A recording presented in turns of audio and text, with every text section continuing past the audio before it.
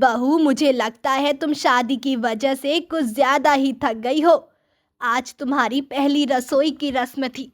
तुम्हें अच्छे अच्छे पकवान बनाने चाहिए थे और तुम ये सलाद बना कर ले आई। सासू माँ, मैं कोई आलसी नहीं हूँ, बल्कि हेल्थ कॉन्शियस हूँ। एक बार ये सलाद खाना शुरू कीजिए, फिर देखिए आपकी जवानी वापस आ जाएगी। अगर ऐसा है तो मैं ये सारा सलाद खा लेता हूँ ताकि मैं जल्दी से जवान हो जाऊं। तुम जवान होकर क्या करोगे? फिर से शादी करनी है क्या? तुम्हारा ऊपर का ढक्कन खुला है क्या? जवान होने का मतलब सिर्फ ये नहीं कि शादी ही करनी है। जवानी का मतलब जवानी वाली ऊर्जा, जवानी वाली ताकत आ जाएगी मेरे अंदर। फिर मैं भी अपने बेटे की तरह काम करूंगा। पिताजी बिल्कुल सही कह रहे हैं माँ। चलिए आज हम लोग सलाद ही खा लेते हैं। सब लोग ने उस रात सलाद खा लिया। रात में ममता और अजय की सुहाग रात थी। ममता, तुम कितनी स्लिम और ट्रिम हो, और तुम कितनी गोरी भी हो। आखिर राज क्या है इसका? क्योंकि तुम्हारे गांव में बाकी लड़कियां तो बिल्कुल काली हैं। देखो, पहली बात तो काली गोरी का भेद मत किया करो तुम लोग। जरूरी नहीं है कि काली लड़कियां बदसूरत हो, और ये भी जरूरी नहीं है कि गोरी लड़कियां खूबसूरत हो। खूबसूरती अंदर से आती है। अरे मैं कोई भेदभाव नहीं कर रहा हूँ। मैं तो बस तुम्हें बता रहा हूँ कि जहाँ सभी लड़कियां सांवली हैं वहां तुम इतनी गोरी कैसे हो गई। दरअसल मैं ककड़ी के खेत में पैदा हुई थी, और तब से मैं ककड़ी, गाजर, मूली यही सब खाती हूँ। खैर, उन लोगों ने सुहाग रात मनाई और चुपचाप सो गए। लेकिन आधी रात को अजय की नींद खुल गई और वो उठकर बैठ गया। यार, मुझे तो बहुत जोरों की भूख लगी है। हर रात मैं पेट भर के खाना खाता था। आज पहली बार सिर्फ सलाद खाकर ही सोना पड़ा। क्या करूं? ममता को जगाता हूँ। अरे ममता, ममता उठो। ममता भी उठकर बैठ गई। अरे, क्या हुआ अजय? अभी अभी तो सोई थी, फिर से तुमने जगा दिया। अरे यार, मुझे बहुत जोरों की भूख लगी है। चुपचाप सो जाओ अजय, कुछ घंटों में सुबह हो जाएगी। फिर बढ़िया सा नाश्ता बनाऊंगी सबके लिए। ये सुनकर अजय के मुंह में पानी आ गया।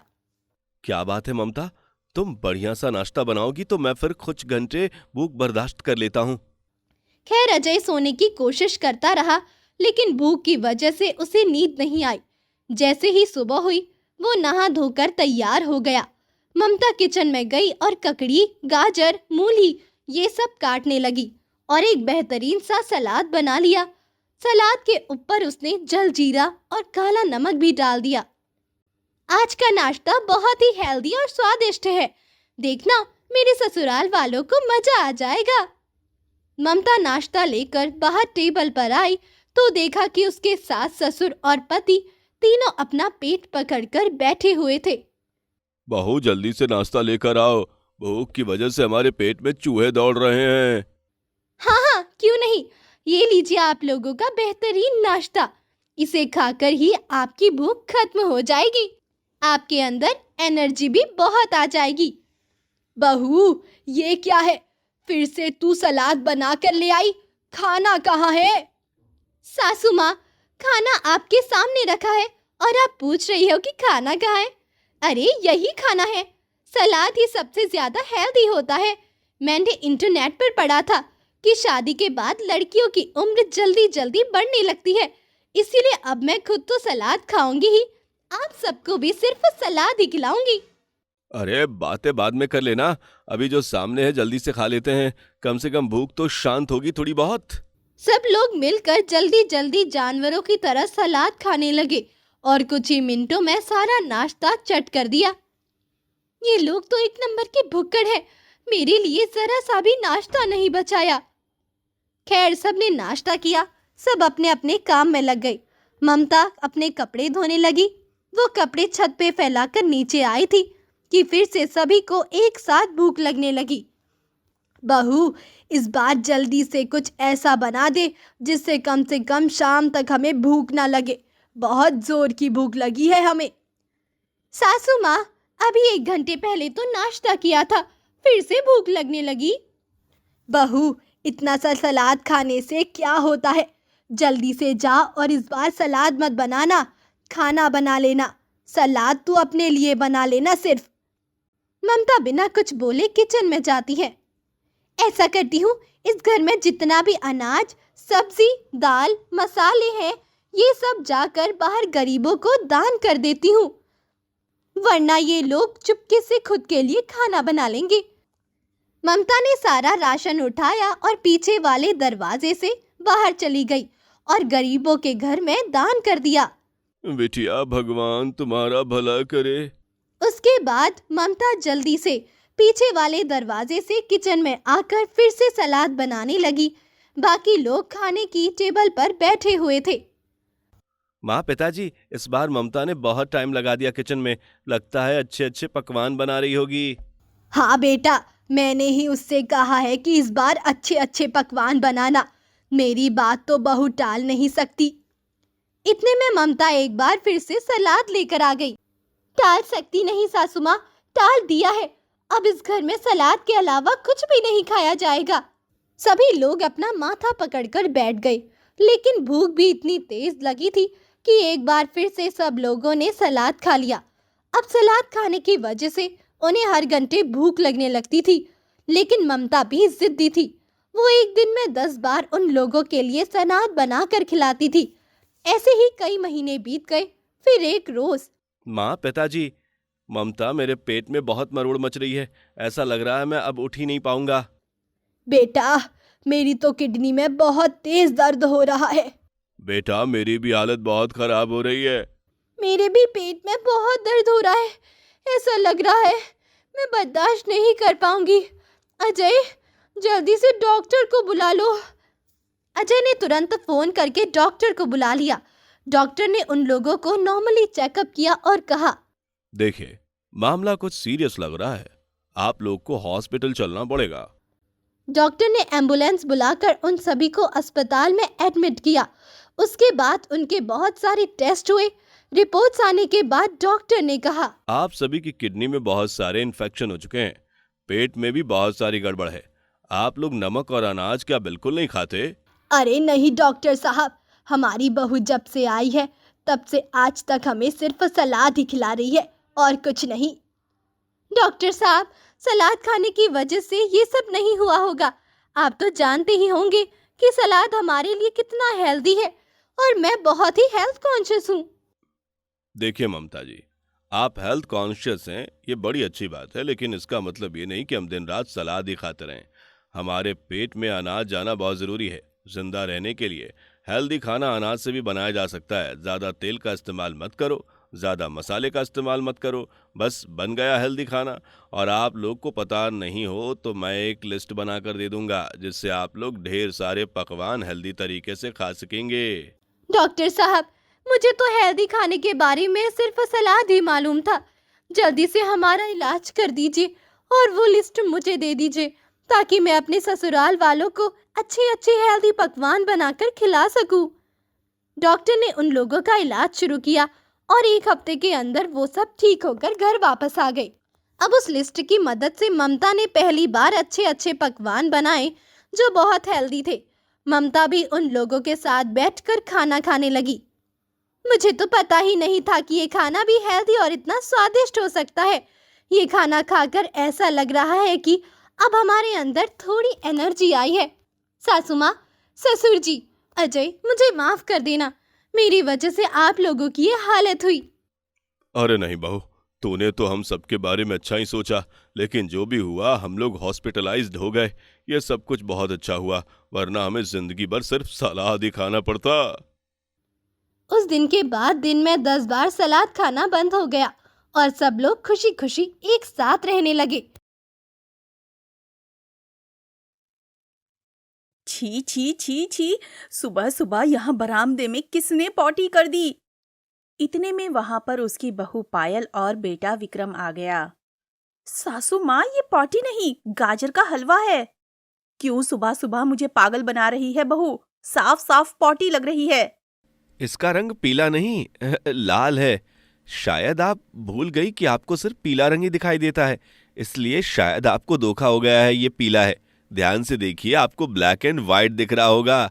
अरे हाँ, सॉरी सॉरी, मैं भी सोचूं पॉटी की महक तो आ नहीं रही। महक तो मीठी मीठी आ रही है।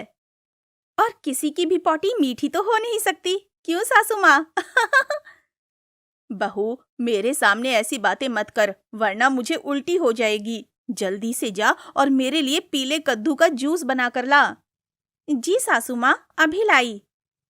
पायल किचन में जाकर नाश्ता बनाने लगी, लेकिन किचन में पीले कद्दू की जगह हरा कद्दू रखा था। पका हुआ पीला कद्दू तो नहीं है। ऐसा करती हूँ, हरे कद्दू का ही जूस बना देती हूँ। इतना सासू माँ को पता नहीं चलेगा। जूस बनाने के बाद पायल ने अपनी सास को जूस दिया, लेकिन जूस देखते ही उन्होंने सारा जूस पायल के मुंह पर फेंक दिया। मैंने तुझे कितनी बार कहा है कि मेरे लिए बेरंग खाना पीना मत बनाया कर। देखो, माँ को पीले रंग के अलावा कोई भी रंग दिखाई नहीं देता, इसलिए माँ थोड़ी चिड़चिड़ी हो गई हैं। उनकी बात का बुरा मत मानना। मैं शाम को पीले कद्दू, पीले शिमला मिर्च, पीली मिर्च, पीले आम, पीली गोभी और पीले आलू ले आऊंगा। फिर कोई दिक्कत नहीं होगी। ठीक है सासू माँ, लगता है गलती से मैंने हरे कद्दू का जूस बना दिया। शाम को विक्रम जी आएंगे तो पीली सब्जियां लेते आएंगे, तब तक मैं आपके लिए शरबत बना देती हूँ। लेकिन शरबत में पीला रंग डाल देना, वरना मैं वो भी नहीं पीऊंगी। तो इस तरह से उनका पूरा घर परेशान था, क्योंकि पीली सब्जियां ज्यादातर होती ही नहीं है। विक्रम वैसी ही सब्जियां लाता था जो पक चुकी होती थीं या बिल्कुल सड़ने के करीब होती थीं, क्योंकि वही सब्जियां पीली होती थीं, जिसे खा खाकर अब उसकी सास बीमार पड़ गई। विक्रम ने डॉक्टर को बुलाया। लगता है आप अपनी माँ को खराब सब्जियां खिलाते हैं। ताजा सब्जियां खिलाया करिए। कितनी बार कहा है आप लोगों को? डॉक्टर साहब, मेरी माँ को सिर्फ पीला रंग ही दिखाई देता है, बाकी सब उन्हें ब्लैक एंड व्हाइट दिखता है, इसलिए माँ को सिर्फ पीली सब्जियां ही पसंद है और कुछ नहीं। आप भी अच्छी तरह से जानते हैं कि पीली सब्जियां ज्यादा तो होती नहीं, इसलिए जब शिमला मिर्च जैसी हरी सब्जियां बिल्कुल पुरानी हो जाती हैं तब उसका रंग पीला हो जाता है। फिर उसे मैं ले आता हूं। अब आप ही बताइए मैं क्या करूं? ऐसे तो आपकी माँ बार बार बीमार होती रहेंगी।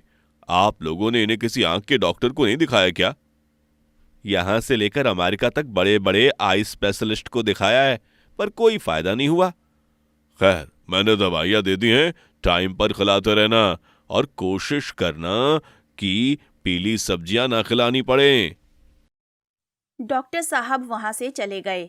ऐसे ही दिन बीत रहे थे। ठंड का मौसम था, इसलिए पायल की सास गांव में घूमने निकल पड़ी। किसी घर के बाहर कोयले में आग जल रही थी, पर वहां पर कोई था ही नहीं। ये देखो पागलों को, घर के बाहर कोयला रख दिया। ये नहीं कि आग में अभी कोई चुरा ले जाएगा तो पूरे गांव में हंगामा खड़ा कर देंगे। इतने में वो जलते हुए कोयले के पास गईं और उन कोयलों को पैरों से ही किनारे करने लगीं, जिससे उनके पैर जल गए। आह! आवाज सुनकर कुछ औरतें वहां पर आ गईं। बहन जी, आपने जलते हुए कोयले पर अपना पैर क्यों रख दिया? अरे, जब तुम लोगों को पता है कि मुझे पीले रंग के अलावा कुछ दिखता ही नहीं, मुझे क्या पता कि जल रहे हैं कोयले। रुकिए, मैं आपके पैरों पर पानी डाल देती हूँ और आपको घर छोड़ देती हूँ। आप अकेले बाहर मत निकला करो। उन औरतों ने उनके पैर पर पानी डाला, जिससे दर्द थोड़ा कम हुआ। उसके बाद वो लोग उन्हें घर छोड़ने चली गईं, लेकिन तब तक उनके पैरों में छाले पड़ चुके थे।